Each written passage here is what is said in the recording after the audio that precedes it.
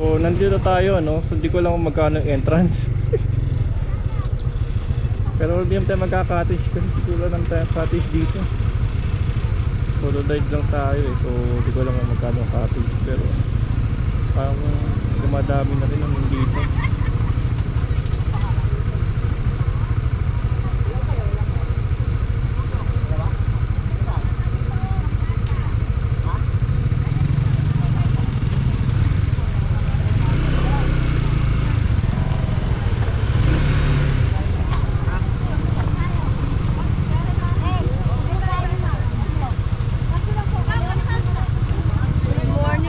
Morning po.